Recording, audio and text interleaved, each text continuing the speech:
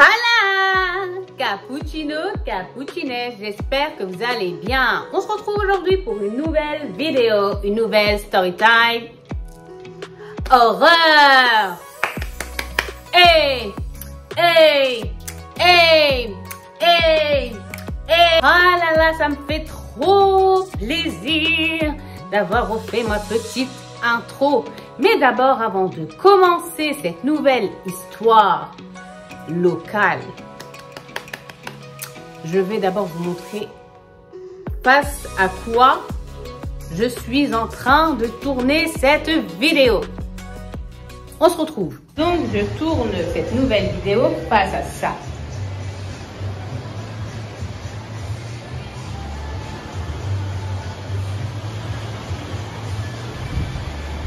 Pas mal la vue, n'est-ce pas? Donc, pas mal la vue, n'est-ce pas? Je suis désolée, j'ai pas de trépied, j'ai pas mon micro, j'ai pas beaucoup de choses. Même à la fin de la vidéo, je vais vous laisser une photo de comment en fait j'ai essayé de traficoter pour que mon téléphone puisse tenir et que je puisse vous tourner cette nouvelle histoire. Pour ceux qui me suivent, oh putain, la chaise grince. C'est pas de ma faute, ok? Donc, pour ceux, en fait, qui me suivent sur les réseaux sociaux comme Snap ou Insta, d'ailleurs, si vous aussi, vous regardez mes vidéos et que vous n'êtes toujours pas abonné à mes réseaux sociaux, c'est pas gentil. S'il vous plaît, abonnez-vous et aussi abonnez-vous à ma chaîne YouTube. Mais tout ça pour dire que voilà, toute ma communauté qui me suit et qui m'est chère et fidèle, c'est que je suis actuellement en Guinée-Conakry. Et c'est une première pour moi en Afrique noire en général. Et j'ai vraiment kiffé tout mon petit séjour. Donc voilà. Et là, en fait, ici en Conakry, j'ai un chauffeur. Et ce chauffeur-là, je lui ai demandé comme ça au cours d'un trajet, parce qu'il faut savoir qu'en Guinée-Conakry, oh my god, l'embouteillage. Moi, je pensais que Istanbul, c'était les champions du monde. Mais vraiment, c'est de la crème, de la crème. Donc, il a eu vraiment le temps de me raconter une histoire qui s'est passée ici, en Guinée-Conakry. Et je l'ai kiffé à mort. J'étais vraiment à fond. Donc, je me suis dit, allez, je vais vous la faire, je vais vous la raconter. Et voilà, donc je vais vous laisser le temps d'aller prendre votre petit snack, d'éteindre vos lumières pour les plus courageux d'entre vous, de mettre vos écouteurs. Et quant à nous, on se retrouve juste après. Petite précision aussi, je pense que le montage ne sera pas aussi comme d'habitude parce que je ne pense pas avoir accès ici au site que j'utilise par rapport aux images quand j'intègre des images et tout ça. Mais j'avais fait un petit sondage sur Instagram et les gens en fait étaient même partants pour juste une story time comme ça, même si j'arrivais pas à mettre les images, etc. Voilà.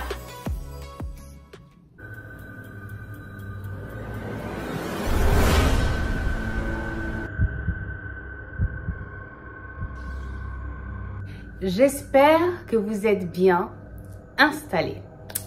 Donc, l'histoire d'aujourd'hui, elle se passe où? Elle se passe ici, en Guinée-Conakry, dans une petite campagne, pas très loin apparemment de Kamsar. Alors, il y aurait eu une famille qui habitait dans un village. Dans ce petit village, en fait, tout le monde se connaissait, tout le monde se côtoyait, tout le monde s'entraidait, mis à part une seule famille. Donc, cette famille-ci, elle était vraiment excentrée, écartée. Elle ne se mélangeait pas avec le reste des gens du village. Elle vivait vraiment recluse sur elle-même. Par exemple, la femme, elle allait toute seule au marché, alors que les autres femmes, elles aimaient y aller en bande, y aller entre amis pour pouvoir en fait faire leurs emplettes ensemble et non seules. Le père, lui, il s'asseyait jamais au café du village, il était toujours seul, il parlait à personne, c'était à peine si en fait il saluait les gens, il marchait toujours la tête baissée. Voilà, c'était quelqu'un qui était très fermé. Et ses enfants, pareil. Il y a dans cette famille-là, pardon, il y a dans cette famille-là une fille et un garçon qui sont d'âge grand, d'après le chauffeur. Désolée, des fois je vais avoir très très chaud parce qu'en fait j'ai éteint la clim, sinon en fait vous allez mal entendre, mais c'est pas grave, je me dévoue. Donc voilà, cette famille en fait, elle parlait à personne, elle calculait personne. Et les gens en fait de ce village-là, ils leur en tenaient pas vraiment rigueur parce qu'en fait ils disaient voilà, ils sont comme ça, s'ils se sentent bien comme ça, en fait, c'était qui eux pour aller les confronter, leur dire mais c'est quoi vous votre problème, pourquoi vous n'êtes pas ouvert, pourquoi vous ne parlez pas, pourquoi vous nous regardez à peine, etc., etc. Et ces gens-là, cette famille, en fait, c'était vraiment la mère qui sortait juste pour aller faire les courses, le papa qui rentrait du travail, les enfants directement de l'école à la maison. Ils n'avaient aucune activité. C'était que les nécessités et la maison. À chaque fois, c'était ça leur rythme de vie à ces gens-là. Et un soir, il y a un des voisins qui va être interrompu en plein repas. Donc, il est notre cher voisin et chez lui. C'est rien, c'est mon Doliprane qui fait des siennes. Donc, notre cher voisin, il est tranquillement chez lui, attablé avec sa famille. Ils sont là, ils sont joyeux, ils dînent ensemble. Et puis, quelqu'un va venir frapper à la porte. Donc, il était assez tard. Le papa était quand même assez choqué que quelqu'un vienne comme ça à une heure tardive. Surtout que dans les villages, dans ce village-là, les gens, en fait, respectaient beaucoup le temps familial. C'était vraiment s'il y avait quelque chose de très grave que les gens, en fait, venaient pour déranger l'autre, en fait. Et donc là, le papa, le chef de famille, se lève et va ouvrir la porte de sa maison. Là, quand il ouvre la porte de sa maison, il tombe sur qui? Il tombe sur le voisin qui ne parle jamais à personne.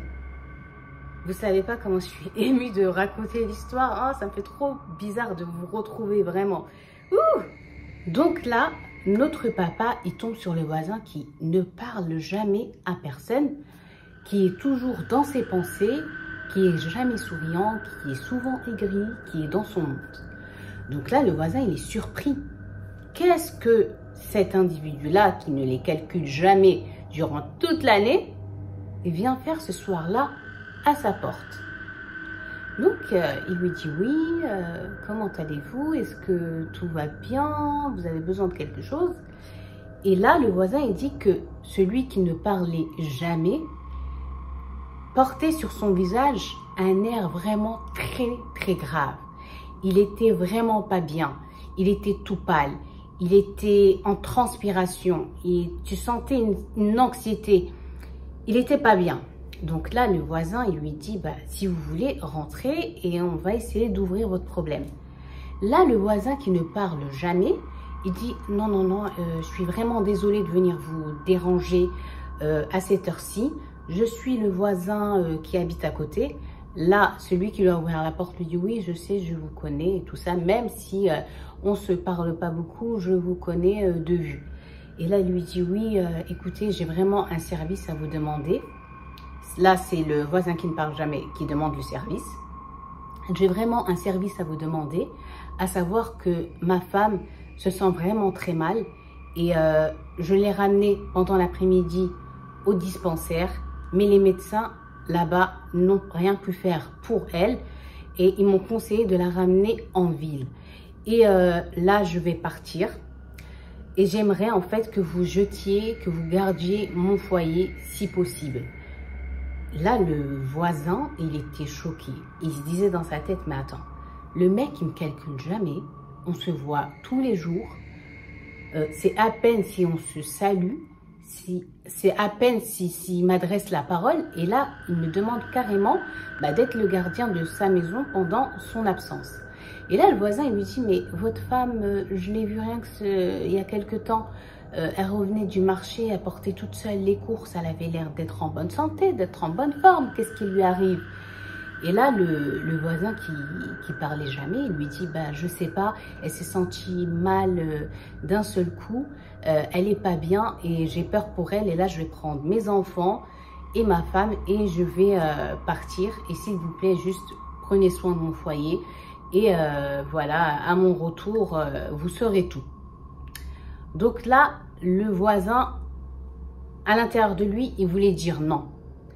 Il ne voulait pas prendre cette responsabilité-ci parce que pour lui, il n'avait pas assez d'affinité. Mais en même temps, son voisin, il était tellement dans une telle détresse et il avait vraiment un air si sincère que pour lui, en fait, il s'est dit que ce serait vraiment malvenu de sa part de le congédier comme ça.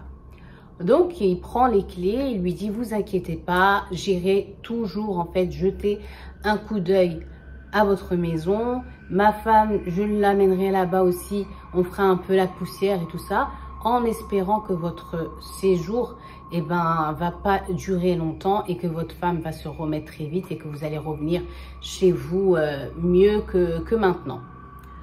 Donc là, il accompagne avec sa femme le voisin qui ne parle pas jusqu'à leur voiture. Il fait nuit, il est très tard. Mais quand même, il part parce que sa femme, c'était vrai. Le voisin, il disait vraiment qu'elle était dans un état comme un peu comateuse. Et elle faisait vraiment peine à voir. Donc là, le voisin, premier jour, il va, il aère et tout ça. Il prend soin un peu de la maison. Il aère, il prend soin... Ah, la chaise, elle est rouge. Il prend soin un peu de la maison et tout ça. Et là, donc un jour, une semaine, un mois, un an, zéro nouvelle. Zéro nouvelle. Pas de téléphone. Pas de personne, que ce soit de la famille de la femme, que ce soit la famille de l'homme, qui vient aux nouvelles. Personne, personne, personne. Et pendant tout ce temps, pendant toute cette année, bah, le monsieur qui avait en fait la responsabilité de cette maison-ci, il continuait à y aller au début, genre un bon petit 6 mois avant, il allait tous les jours avec sa femme, il faisait le ménage, ils entretenaient la maison comme si en fait les propriétaires étaient là et pouvaient en fait débarquer du jour au lendemain. Comme il avait donné sa parole, il voulait pas en fait paraître vraiment quelqu'un qui n'ait pas de parole. Donc, il prenait vraiment soin de la maison. Mais au bout d'un moment, bah, ça a commencé à se passer parce qu'il ne comprenait pas en fait où toute cette famille avait disparu. Et donc là, on est 1 an et on va faire un bond de 6 ans. Vous vous rendez compte? 6 ans. Donc, la maison, elle a été comme un peu laissée à l'abandon quand même. Mais, elle a été laissée à l'abandon.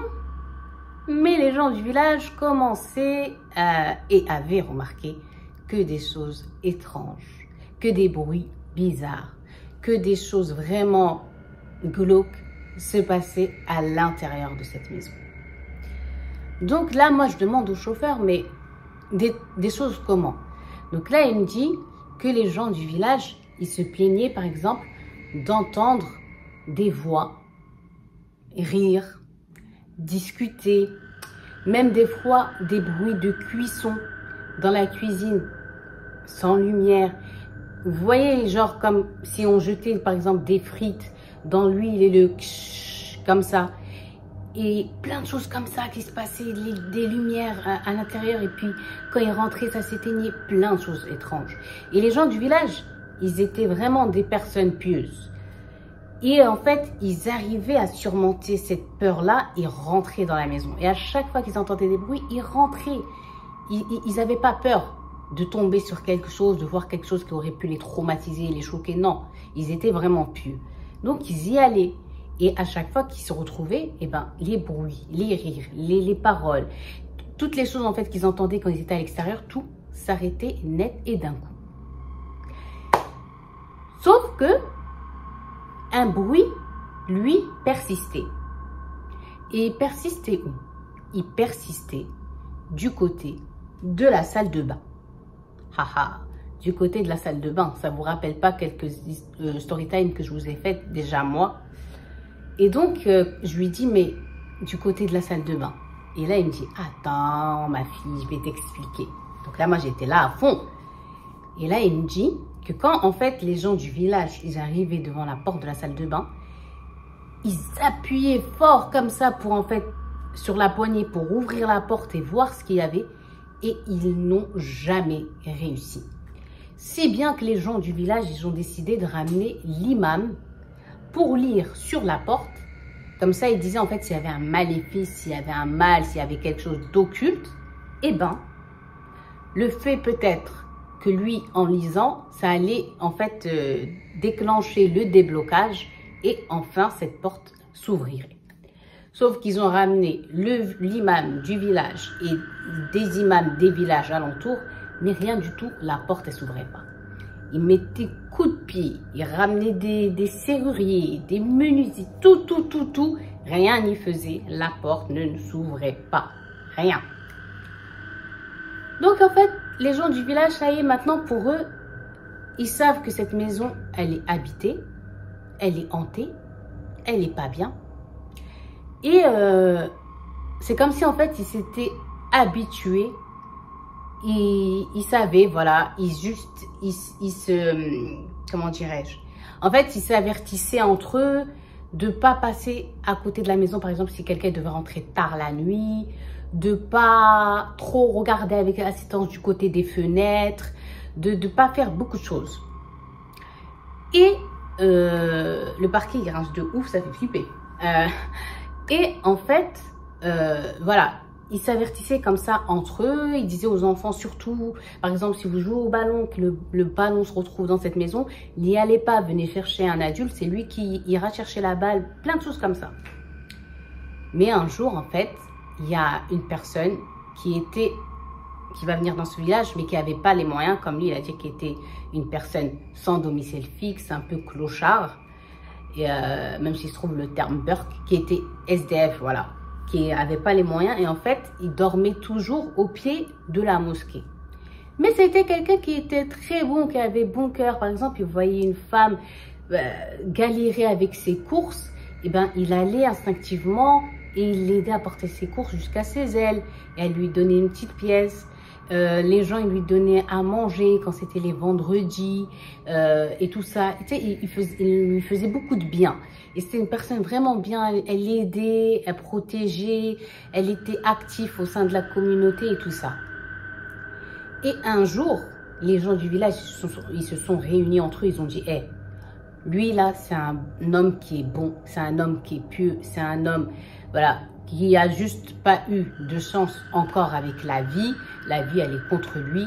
Mais là, lui, ce qu'il lui faut, c'est de la stabilité. Donc, qu'est-ce qu'on va faire? On va le marier.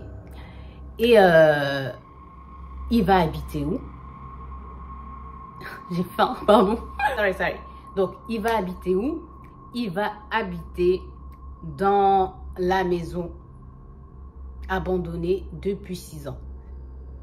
Donc, ils ont parlé entre eux. Tout le monde a trouvé que c'était une bonne idée. Donc là, en fait, les gens du village, ils étaient tous d'accord. Il mérite ce jeune homme. Il mérite de se marier. Il mérite de retomber sur ses pattes. Il mérite de reconstruire une vie. Il mérite d'y arriver et lui aussi d'avoir une famille. Donc, les gens du village, ils étaient tous partants. Ils étaient tous d'accord et ils voulaient tous aider. Par contre, ils n'ont pas marié le jeune homme avec une fille de leur village parce qu'en fait, ils avaient peur, comme ils avaient décidé de lui donner le foyer, la maison abandonnée depuis 6 ans. Comme lui, il était nouveau ici, ben, il n'avait pas trop entendu les choses, en fait, l'histoire de cette maison. Et il préférait aussi que ce soit une personne extérieure, comme ça, voilà. Les deux, ils connaissent pas l'histoire de ce foyer. Donc, ils sont partis le voir. Lui, il était d'accord. Il y a une vieille dame qui est partie dans un village aux alentours et qui a présenté les garçons, qui a dit voilà, que lui, il lui fallait juste une chance, mais voilà, que ça se voit qu'il veut fonder un foyer et qu'il va y arriver et que la femme avec qui sera sa femme ne manquera de rien et tout ça. Il y en a une qui a dit moi, Bismillah, moi, je veux bien me marier avec lui. Ou comment vous en parlez et tout, moi, je suis d'accord. Donc là, les gens du village, ils sont rentrés dans la maison. Ils ont mis un peu des meubles, ils ont ramené un frigo, ils ont mis un petit gaz, ils ont mis dans le salon des petits canapés, dans la chambre à coucher, ils ont ramené un lit. Bref, tout le mobilier intérieur de la maison, il a été offert avec toute la solidarité du village. Ils leur ont fait un bon mariage. Les gens, ils étaient contents, ils étaient heureux. Le jour donc du mariage et le soir de la nuit de noces, il y avait de la musique, les chants et les gens du village et tout. Ils ont accompagné le couple jusqu'à leur maison et jusqu'à leur chambre à coucher. Et après, tout le monde est parti. Et le lendemain matin, le marié il se lève super content. Tout s'est bien passé. La femme aussi, elle est contente. Ils sont amoureux.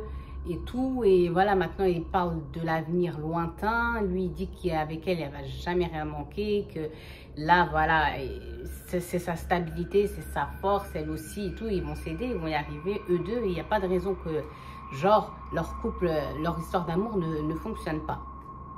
Et là, tu as tous les gens du village qui sont venus, comme on dirait en marocain, c'est-à-dire le lendemain des noces. C'est eux qui ramènent le petit déjeuner, qui ramènent à manger, qui viennent chanter, qui viennent féliciter les mariés au lendemain de leur nuit de noces, etc., etc.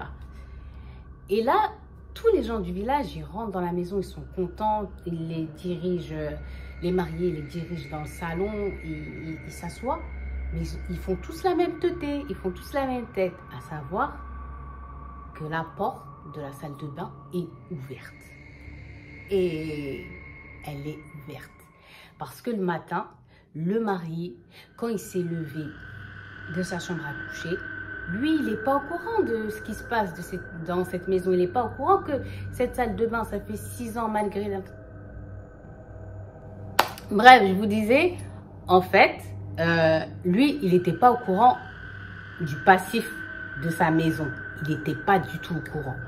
Et surtout pas de ce qui se passait dans la salle de bain, que ça fait 6 ans que tout un village, des imams, l'imam même de ce village-là, ont lu sur la porte et que ça a refusé de s'ouvrir. Lui, il y va, il rentre dans sa salle de bain, c'est normal, il voulait aller aux toilettes, il voulait se faire une petite toilette aussi, nanana, et la porte, elle s'ouvre normalement. Donc là, les gens, ils regardent la salle de bain, ils se regardent tous entre eux. Ils se regardent tous entre eux.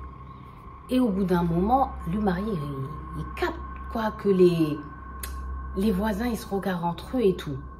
Et il y en a un qui va dire, excuse-moi, s'il te plaît, est-ce que je peux utiliser tes toilettes? Le marié lui dit, oui, il n'y a pas de problème et tout. Parce qu'il était tellement choqué, il voulait savoir ce qu'il y avait dans la salle de bain. Donc, il va dans la salle de bain, il fait genre, il fait quelque chose de pipi, je sais pas, juste se laver les mains. Et il ressort, il a un grand sourire, il est choqué. Et là, tous les gens du village, ils quittent en même temps. Et les gens du village, devant la maison, ils discutent. Et il dit, vraiment, on a fait vraiment une bonne action.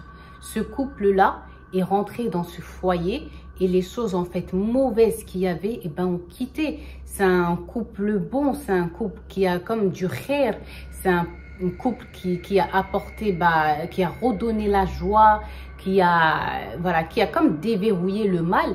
Et Dieu, en fait, il les a illuminés, il leur a enlevé le mal qu'il y avait. Et là, c'est sûr qu'ils vont vivre heureux. Et c'est vrai que pendant toute leur vie, le couple, il a vécu heureux. Il s'est jamais plaint de phénomènes paranormaux.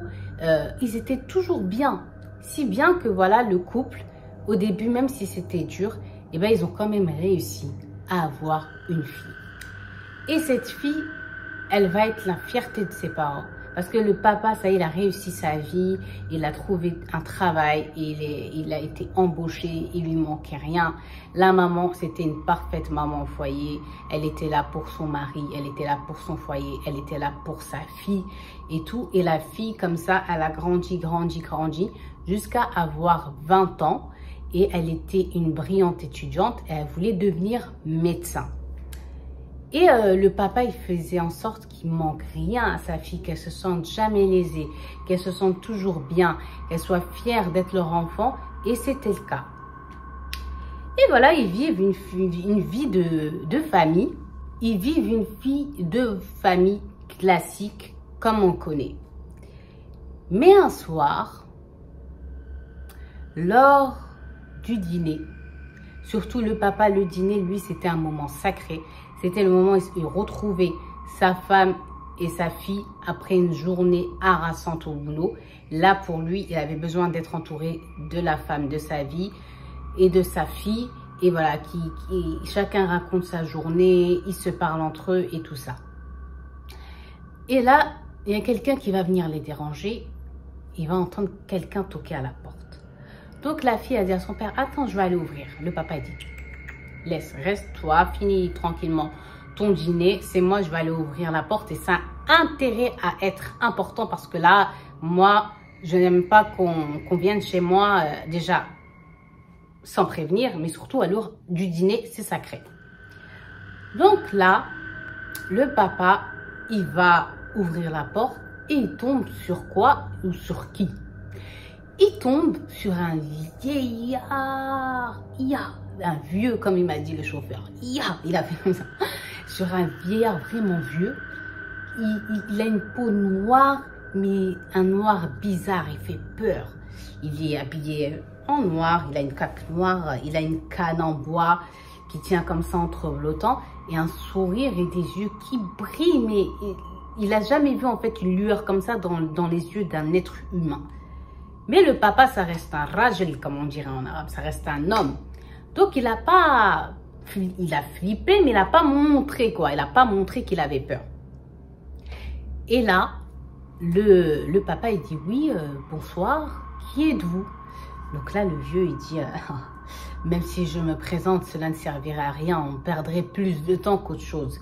Je suis désolée de venir au moment du repas, je sais que vous n'aimez pas être dérangé lors de ces instants privilégiés en famille, mais ma venue, vous allez voir, est vraiment importante.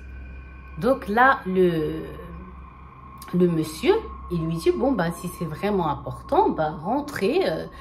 Je serais ravie de vous avoir comme invité à ma table. Là, le vieux, il regarde le seuil de la porte et il dit, non, je ne peux pas rentrer. Donc là, le monsieur, il trouve ça bizarre. Il dit, oui, ok, bon, bah, c'est comme vous le souhaitez. Bah, allez-y, dites-moi la raison de votre venue. Et là, il lui dit, écoutez, je sais que vous avez une fille qui est vraiment magnifique, qui est belle, qui est intelligente, qui est éduquée, qui est vraiment une fille de bonne famille. Mais malheureusement, il va lui arriver un grand malheur. Donc là, le propriétaire, il regarde le vieux et lui dit, en gros, ouais, t'es sérieux là? Comment ça, tu parles de ma fille, tu viens chez moi et tu parles de ma fille en mal? Donc là, il lui dit, comment ça, il va lui arriver quelque chose de mal?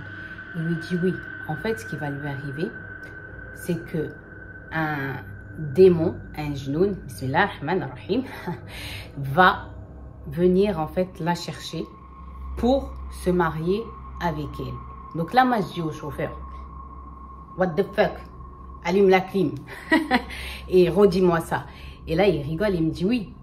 Il lui a dit que en fait, le démon allait venir pour se marier avec sa fille, mais qu'il ne va pas lui faire du mal, il va juste se marier avec elle 2 mois, quelque chose comme ça. Mais il ne faudra pas avoir peur parce qu'en fait, sa fille, elle va rentrer comme dans un épisode de coma. Mais elle, en fait, elle sera dans un autre monde. Mais pour ses parents, c'est comme si elle sera, en fait, dans un coma.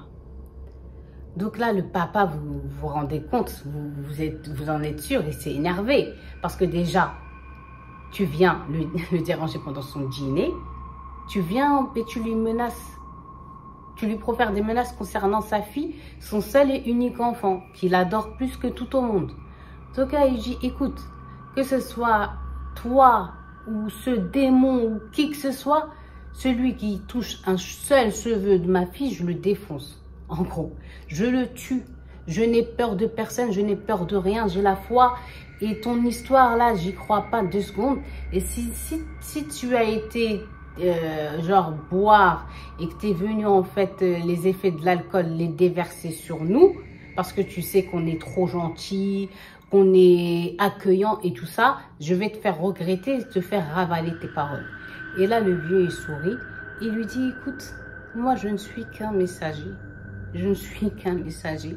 Ce message là qui m'a été confié par le démon, je suis venu te l'apporter. Maintenant, libre à toi de croire ou ne pas croire. Déjà, estime-toi heureux que, voilà, en gros, on t'est prévenu. Et là, le père, il dit, attendez s'il vous plaît, je vais aller chercher ma femme. Parce que là, il faut qu'on soit deux à entendre ce que vous êtes en train de raconter parce que je pense que c'est un mauvais rêve. Donc, le papa, il quitte la porte, l'entrée et il va chercher sa femme. Mais bien sûr, quand il revient, le vieillard avait disparu. Donc là, il ferme la porte, il finit de dîner, mais il dîne mal. Après, il dit à sa fille, surtout s'il te plaît, fais bien tes protections et tout ça, et couche-toi et voilà. Ne me pose pas de questions parce que sa fille, elle était en train de lui dire, mais c'était qui et tout. Il lui a dit, non, c'est rien, c'est quelqu'un qui est un peu zinzin. Je lui ai donné une petite pièce et il est parti. Et là, il tient sa femme et il lui dit, écoute, vraiment, fais très attention à notre fille. C'est les jours qui vont arriver, s'il te plaît. Parce que, voilà, je ne voulais pas parler devant elle, mais je pense que notre fille est en danger. Et quand sa femme, elle lui a demandé plus ample d'informations, il lui a dit, pas maintenant. Il ne voulait plus parler, il était dégoûté, il avait peur. Donc là, le papa, tous les jours, il se réveillait sa fille, il commençait à aller chercher à l'école, il la laissait jamais toute seule. Il n'était pas bien. Et un matin, le papa, il se lève. La femme, elle avait déjà posé le petit déjeuner. Lui, il était préparé pour aller au travail. Et il regarde la place de sa fille. La chaise, elle est vide. Donc, il dit à sa femme, bah, où est notre fille? Et elle dit, hier, vraiment, elle m'a aidée. Elle a été un amour. On a fait le ménage de printemps, le grand ménage. Et elle m'a aidée, la pauvre, et elle est allée dormir très tard. En plus, elle avait des révisions, donc je pense qu'elle est encore endormie.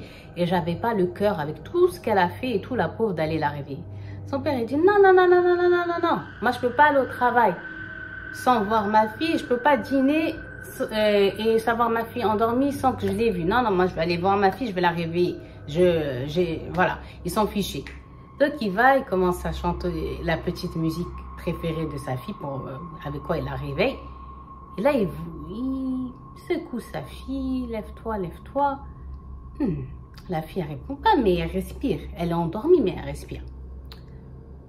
Donc, là, le père, il appelle sa femme, il dit, viens voir là, ta fille, je sais pas si elle est en train de faire de la comédie et tout. C'est bizarre, je l'ai secouée, je l'ai malmenée, la pauvre, elle me répond pas.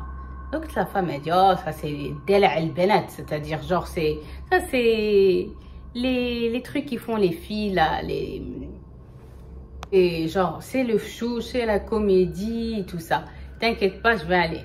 Donc la maman, elle appelle sa fille, elle la réveille, lève-toi, lève-toi, lève-toi. Et c'est vrai qu'elle s'aperçoit que sa fille, elle est vraiment dans un sommeil trop profond et que c'est pas du cinéma. Donc là, son père, il dit, écoute. Je vais aller chercher tout de suite le médecin du village et je reviens à la maison.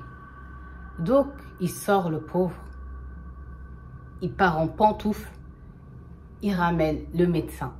Le médecin, il regarde la fille, lui fait toute l'analyse et tout ça. Et il dit, elle a l'air d'avoir rien de grave, mais je comprends pas pourquoi elle ne se réveille pas. Donc, comme ici, j'ai pas le matériel adéquat, moi, je serai vous, je la ramènerai voir un médecin à l'hôpital dans une ville. Ils ont tout, en fait, ce qu'il faut, tout ce que moi, je n'ai pas. Comme ça, on aura une réponse parce que c'est vrai que là, c'est quand même inquiétant. Donc là, le papa, il dit d'accord. Il prépare sa voiture, il va voir son voisin. Et là, on dirait le début de l'histoire d'il y a 6 ans. Il lui dit, écoute, ma fille, elle n'est pas bien. Là, 6 ans. Vous m'avez compris. La première famille là, qui a disparu. Il va voir son voisin et il lui dit, écoute, ma fille, elle n'est pas bien et tout. Et j'ai ramené le médecin. Mais lui, il ne sait pas, il n'a pas le matériel adéquat. Et moi, je ne peux pas laisser mon enfant comme ça. Là, je vais la ramener en hôpital avec sa mère en ville. Et s'il te plaît, juste jette un coup d'œil à ma maison. Prends-en soin jusqu'à mon retour. Là, le voisin, c'est toujours le même d'il y a tant d'années. Il le regarde comme ça et il dit d'accord. Mais dans son cœur, il dit j'espère que ça ne va pas encore être le même scénario. Donc là, ils partent, ils arrivent en ville, ils arrivent à l'hôpital. Les médecins, ils s'occupent de la fille. Toutes les analyses sont bonnes, mais ils ne comprennent pas pourquoi elle est si endormie. Ils ne comprennent pas. Donc là, les médecins, ils se réunissent, le staff se réunit, médical, et ils vont voir le papa et il leur dit, écoutez, toutes les analyses sont bonnes, votre fille est très bien, sa santé est très bien, mais on n'arrive pas à déterminer, à savoir quel est le mal, quelle est la chose en fait qu'elle a. Et très sincèrement, de vous à moi, vous savez très bien qu'on est dans un pays musulman, qu'on pense et qu'on croit fortement aux choses occultes. Pour moi, pour nous, votre fille, sa place n'est pas à l'hôpital, mais plutôt chez vous, entourée par vous, parce que voilà, on va vous prescrire juste une infirmière qui va venir à la maison pour lui mettre, vous savez, des médicaments, là, les perfusions et tout, mais sinon on ne peut rien faire de plus. Donc là, le papa, il n'était pas satisfait de cette réponse, et toute cette nuit-là, il a ramené sa fille dans 4 ou 5 hôpitaux. Et à chaque fois, en plus, il faut payer et tout, mais c'était pas un problème. Parce que lui, il voulait vraiment que son enfant il se réveille et eux aussi se réveillaient de ce mauvais rêve, de ce cauchemar. Mais voilà, ils avaient raison. Tous les médecins, ils s'accordaient à dire la même chose. Donc là, le papa, il a été obligé d'y croire. Donc il dit à sa femme, tu sais quoi, on va ramener notre fille à la maison. Donc là, ils sont de retour. Au bout de quelques jours, le voisin qui était chargé de s'occuper de la maison, il a été soulagé, il a soufflé, il a dit « Alhamdoulilah, c'est pas comme les autres, ils sont revenus ». Et il a demandé alors qu'est-ce qu'elle a votre fille. Elle a dit bah on sait pas, regarde son état, elle est comme ça depuis. Et les médecins ils ont dit qu'ils comprenaient pas. Donc voilà, on est rentré puis on n'a plus qu'à prier. Priez vous aussi pour elle pour qu'elle revienne à la vie et tout ça. Et puis purée, elle était triste et tout. Et elle est restée comme ça dans cette situation 2 mois. Et donc quand elle est restée comme ça, le papa, bah, lui, vous savez très bien, dans cette demande, dire pour la maman, c'était super dur, mais pour lui, comme je vous ai dit, il avait un amour vraiment trop pour sa fille. Donc, voilà, il n'était pas bien. Mais au bout des 2 mois, un matin, le papa, il va se réveiller. Et quand il va se réveiller, il va aller... il se réveille juste dans son lit. Je me rappelle. Il se réveille juste dans son lit. Mais en fait, pourquoi il s'est réveillé? C'est parce qu'il a entendu le bruit de la salle de bain, l'eau, la douche couler. Donc, il se retourne comme ça, mais il voit que sa femme, elle dort à ses côtés. Elle est sur le côté du lit et il la tape comme ça du coude. Et il lui dit, t'entends pas? T'entends rien? Et là, elle tend l'oreille et elle entend en fait l'eau couler de la salle de bain. Donc, les deux, ils se redressent. Pas vite, parce qu'il faut que j'aille me la clim. Là. Le moustique, là, c'est pas bon. Donc là, les deux, ils se redressent en même temps dans le lit et ils sont assis, ils se regardent entre eux mutuellement. Parce que pour eux, leur fille, voilà. Et c'est pas elle, vu son état, la pauvre. C'est qui est dans la salle de bain. En plus, il est tôt. Ça fait pas longtemps que le papa, il s'était levé pour faire la prière du Fajr, la prière de l'aube. Donc, ils sont pas bien. Donc là, il dit à sa femme, vas-y, viens, on se lève, on met du courage, récite bien du Coran dans ton fort intérieur et on y va parce que là, c'est trop bizarre. Et là, ils avancent, ils vont dans la salle de bain et là, ils sont choqués. La porte, ils la poussent, mais en même temps, elle s'ouvre. Et quand elle s'ouvre, ils tombent sur qui? Ils tombent sur leur fille. Ils tombent sur leur fille qui leur dit, bonjour papa, bonjour maman, elle les embrasse. Elle passe au milieu d'eux, elle trace et elle rentre dans sa chambre. Quand elle rentre dans sa chambre, les parents, eux, ils se regardent. Mon Dieu, notre fille est revenue, notre fille est de retour. Ils étaient choqués. Et là, ils courent les deux en direction de la chambre de leur fille. Ils trouvent leur fille qui est assise comme ça, qui regarde ses pieds. Et elle est triste et il lui dit... Mais comment tu te sens? Ah, on est tellement content, on est tellement soulagé. Le papa, il lève ses bras au ciel, il remercie Dieu. La maman, elle fait pareil, elle serre sa fille dans les bras. Mais quand elle va serrer sa fille dans les bras, la fille, elle va pousser sa mère. Et le père, il la regarde. Et lui aussi, il veut venir vers sa fille. Et elle lui fait comme ça. Et elle tourne la tête. Et elle dit, laissez-moi tranquille. Donc là, le père, il est choqué. Sa fille, elle n'a jamais parlé comme ça. La maman, pareil. Elle n'a jamais fait un geste aussi brutal, aussi choquant pour eux et tout. Donc là, il lui dit, mais qu'est-ce que t'as? Qu'est-ce qui va pas? Et là, la fille a dit, vous m'avez gâché ma vie. Pourquoi vous m'avez mariée? Pourquoi vous étiez heureux de m'envoyer me marier avec un démon? J'étais pas bien, j'étais triste. Et vous, quand moi je suis partie, vous étiez là en train de danser. Toi, maman, tu étais là, tu faisais des cris de joie, genre comme des you. Et toi, papa, tu étais content, tu m'as serré dans mes bras, tu m'as dit d'être une bonne femme, de montrer toute l'éducation que tu m'as donnée pour me marier avec un démon et tout. Alors là, le papa était choqué. Il dit, comment ça te marier? Qui t'a marié? Nous? Ta mère? Moi? Qui? Il dit, si c'est vous. Elle leur a dit, c'est vous qui vous m'avez marié. Et il est venu me chercher. Et moi, j'étais en train de pleurer. Je me disais, non, je ne veux pas me marier avec lui. Et vous m'avez obligé. Et on est parti pendant la nuit. On a marché. Et on est arrivé dans un endroit désert. Il y avait juste une montagne. Et il m'a ramené dans cette montagne. Et je suis rentrée comme dans une grotte. Et j'ai vécu là-bas. Et à l'intérieur de la grotte, c'était genre comme un palais. Et il y avait des créatures étranges. Et j'avais peur. Mais il m'a couvert genre de diamants. Et j'avais tout le temps des cadeaux, mais j'étais pas amoureuse de lui, je l'aimais pas. En plus, il faisait peur. Nanani, nanana. Elle disait des trucs comme ça. Donc ses parents, ils ont fait, hé, astaghfirullah, c'est quoi ça?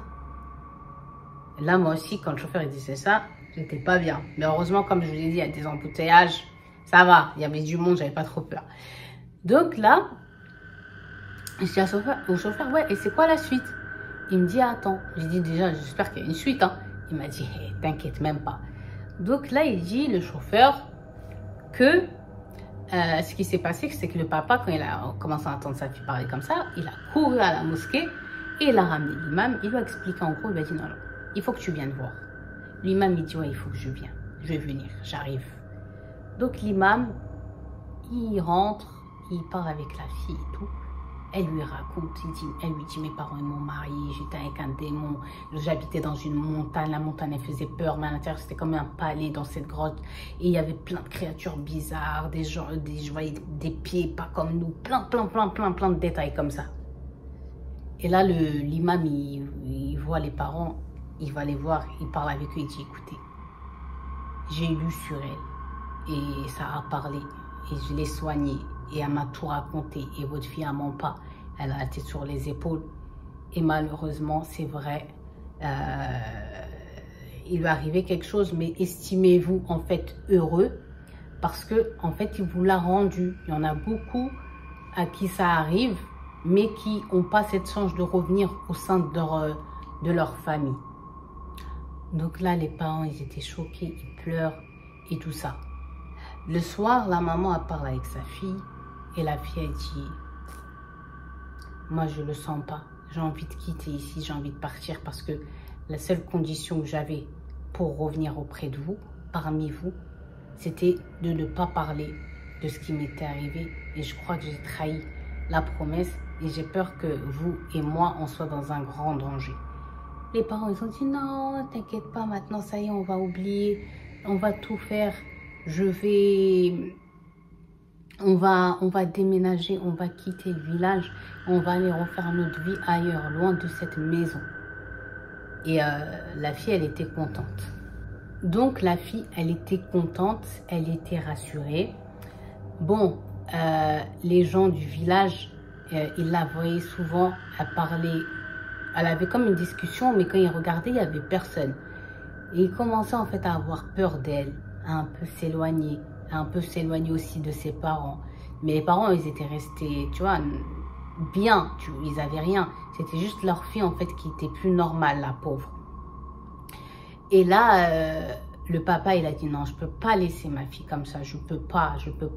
Il faut elle avait un avenir, elle voulait devenir médecin, et je veux lui concrétiser son rêve, et on va partir, on va quitter d'ici. Et un jour, le matin, la fille, elle se réveille, elle va pour déjeuner avec ses parents. Et elle dit à ses parents, il ne faut pas qu'on quitte ici. Parce que le papa, il avait commencé déjà à demander à être muté dans une autre ville, loin. Et pour qu'ils puissent en fait recommencer à zéro et surtout quitter cette maison. Et la fille, elle leur dit, écoutez, j'ai fait un rêve et je ne peux pas partir parce que si je quitte cette maison, il a dit qu'il allait nous arriver un malheur et qu'on allait mourir. Et le père, il lui a dit, qui lui a dit ça? Qui t'a dit ça? Et il dit, ouais, c'est un vieux monsieur qui est venu, que je voyais même quand j'habitais là-bas dans la grotte. C'est lui qui m'a dit ça dans les rêves. Donc le papa, il s'est rappelé du vieux qui était venu le prévenir. Il dit, écoute, t'inquiète pas, on va partir, ils vont pas le savoir. Ils vont pas le savoir. Moi, je vais te protéger. La fille, elle a dit d'accord. Donc là, ils ont commencé à ranger toutes leurs affaires. Ils ont commencé à dire au revoir aux gens. Les gens, ils ont compris. Parce qu'il y en a qui leur disaient, non, mais restez, c'est mieux. Et tout ça, ne partez pas. Et là, le papa, il ne voulait plus rester là-bas. Il avait que malgré les beaux souvenirs qu'il avait eus, le commencement de sa vie, avec son épouse, la naissance de sa fille, etc. Ça, là, ça avait tout gâté. Et il voulait partir. Et là, la nuit arrive, ils ont chargé la voiture, ils partent. Et là, qu'est-ce qui va leur arriver? Parce que c'est un village et c'était en région montagneuse. Et ce qui va leur arriver, les pauvres, c'est qu'ils vont faire un accident de voiture et les trois, ils vont mourir d'un coup. J'ai dit au chauffeur, comment ça? Là, parce que voilà, j'étais, comment ça? Il a dit oui, en fait. Les pauvres, ils sont partis. Ils n'étaient même pas beaucoup chargés, en fait. Et ils ont eu un accident. Et les trois, ils sont morts. Alors, moi, j'ai au chauffeur. Et les gens du village, eux, ils pensent quoi? Donc, les gens du village, ils ont dit, eux, ils pensent que c'est soit le démon, soit le vieux, soit quelque chose, en fait, qui est apparu. Parce que c'était, certes, une région montagneuse. Mais le papa, il avait l'habitude de conduire sur cette route. Et tous les gens, en fait, ils la connaissaient très bien. Et c'est pas toutes ces années-là, il n'y a pas eu d'accident, ils n'ont pas eu eux-mêmes d'accident. Et quand ils ne devaient pas partir parce qu'ils avaient été prévenus, ils ont eu la tête dure, ils ont quitté et là ils sont morts. Les gens, ils savaient très bien que les pauvres, c'est le démon, quoi, les démons qui les ont tués parce qu'il fallait pas qu'ils partent. Donc là, tous les gens du village, ils étaient choqués. En plus, les freins, quand ils ont fait les analyses, ils ont dit de la voiture, l'expertise, tout fonctionnait bien. Ils n'ont pas compris. Ils sont morts, quoi. Pourquoi ils sont morts? Mais en tout cas, ils étaient choqués. Donc après, il a dit que toute l'histoire, en fait, elle s'était vraiment répandue dans tous les villages aux alentours et tout ça. Et la décision, elle a été prise que, voilà, tous les gens du village et les villages d'à côté, ils sont venus, leur ont fait de beaux funérailles. Ils les ont enterrés les trois ensemble. Ils ont mis la fille au milieu, le papa sur le côté et la maman sur le côté. Parce qu'ils ont dit genre qu'ils sont morts pour protéger leur fille. Donc là, ils seront ensemble comme ça, même dans la vie éternelle. Ça me fait trop mesquine. Et après, ils ont condamné la maison.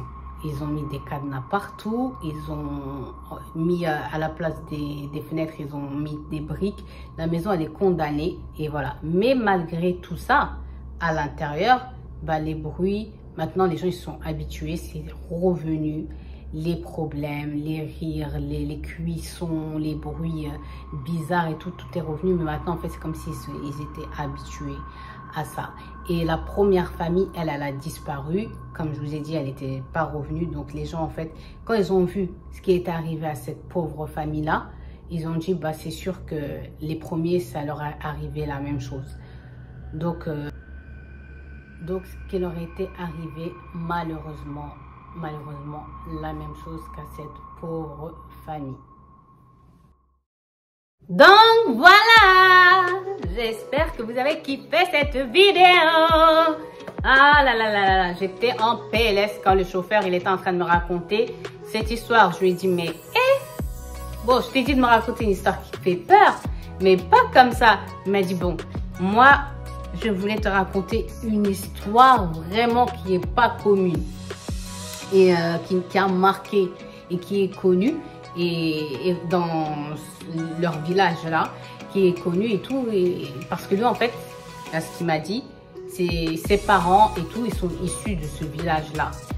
Donc voilà. Ah là là, j'ai écouté, j'avais peur, mais c'est pas sans avoir peur, mais c'est parce que moi aussi, j'étais tellement à fond et je me suis dit, ça c'est une histoire pour ma communauté. En plus, il y a beaucoup d'entre vous qui m'ont demandé une histoire d'ici, de la Guinée. Donc, je me devais de vous trouver cette histoire. Moi, j'espère qu'elle vous a plu. Moi, j'ai kiffé. Je m'excuse encore une fois, bon, de la qualité rudimentaire. Je vais vous faire une photo pour vous montrer mon trépied, vraiment très design. La manière... Waouh! C'est quoi ce moustique? Attends. Wallahi, billahi, le moustique il faisait comme ça. Non, le balcon, je le laisse fermer, c'est mort, de chez mort. Alors là, non mais, je suis au 11e étage, c'est-à-dire au dernier étage de cet hôtel. Moi, je déteste les insectes, je déteste les bêtes, j'ai un radar. Et là, j'aurais été dans le balcon, mais vous avez entendu, une jeune petite youtubeuse française venue en touriste en Guinée est tombée accidentellement du 11e étage de son hôtel parce que non, c'est pas possible. Ah, c'est pas pour moi les Koh-Lanta, les Pékin Express, je pense, parce que non, crise cardiaque. Mais bon, en tout cas, j'espère que cette vidéo vous a plu. N'hésitez pas à me rajouter, comme d'habitude, je vais vous laisser ici les réseaux sociaux parce que dessus, je suis très active et j'aime bien voilà, vous montrer un peu ce que je fais, où je suis, tatati, tatata. Je vous ai laissé aussi en vidéo une de mes musiques parce qu'il y en a beaucoup d'entre vous qui me demandaient, oui, Isis, c'est où qu'on peut entendre un de tes sons? Donc, je vous ai mis un petit son à moi. J'espère que vous allez kiffer.